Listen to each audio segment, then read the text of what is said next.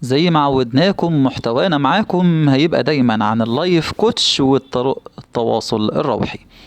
ومن خلال دايما واحنا بنتكلم معاكم في اللايف كوتش وازاي تحرك كل الطاقات اللي جواك وازاي تجري بعزمة فيك تحقق اهدافك وحياتك وتنجح في حياتك، لازم برضو نتواصل معاكم في طرق التواصل الروحي، ومن اهمها هو الاحلام المنامية. لازم تعرف ان احلامك المنامية ما هياش عبارة عن الصور والمشاهد والفيديوهات اللي بتشوفها وانت نايم، لا بالعكس، دي بتبقى نتيجة لمؤثرات نفسية وفسيولوجية واجتماعية وروحية ودينية أثرت فيك وانت اتأثرت بيها. ولازم تعرف ان أحلامك المنامية لها أهمية كتير قوي في حياتك، بتبقى دايما مؤشر ومنبه لحاجات كتير من أمور حياتك اللي انت بتعيشها.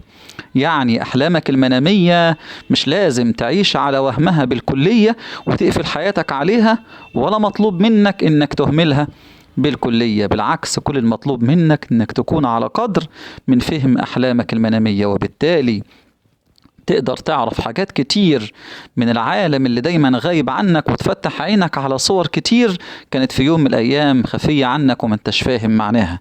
لو فهمت أحلامك المنامية صح هتوصلها إنها تكون زي المراية اللي لما تبص فيها تلاقي إجابات عن تساؤلات شغلت بالك لسنين، وتلاقي تفسير لأمور وحاجات عشت فيها وتأثرت بيها وعشتها وعانيت منها وانت ما انتش فاهم ايه اللي بيحصل معاك. يعني كتير قوي في حياتنا، وكتير من بعض الناس اللي بتلاقيهم حواليك بيعاني من تعطيل في امور حياته، وقف حال، نفور، ودايما بيلاقي حاجات مش لاقي لها اي تفسير في حياته، وما يعرفش ان احلامه المنامية جابت له الحل لكل التساؤلات والاستفسارات اللي دايما شاغله باله لفترات طويلة. احلامه المنامية فيها الاجابة عن ليه العكوسات اللي بتمر بحياته، ليه التعطيل، ليه النفور، ليه دايما الانخفاض في المستوى، ليه دايما كل المشاكل اللي ممكن تكون بتمر بحياته.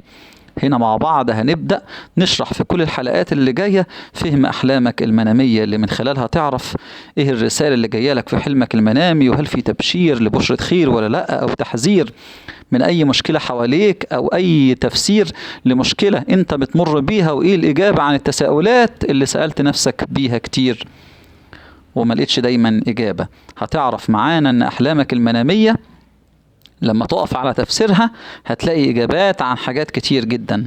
هتعرف بجد إن أنت بيجيلك كنز متاح دايما بين إيديك وقدام عينيك، وهو أحلامك المنامية. كل اللي أنت واقف عليه بس إنك تكون على قدر من فهم أحلامك المنامية، وبالتالي تفهم إن لو مشروع أنت ماشي فيه هل في بشرة خير فتكمل ولا لأ، فكرة ماشي بتنفذها هل فيها تحذير منها وتضر منها فترجع ولا لأ، هل طبعا التعطيل اللي بيحصل معاك سببه إيه، والنفور اللي بيحصل معاك في حياتك سببه إيه. حتى أنت كمان هتعرفي تساقط شعرك ده سببه إيه، آلام جسمك ده سببه إيه، النفور والانفصال، وكل المراحل اللي بتمر بيك في حياتك. مع بعض في الحلقات الجاية هنوضح حاجات كتير من الأحلام المنامية وإيه تفسيرها وإيه معناها.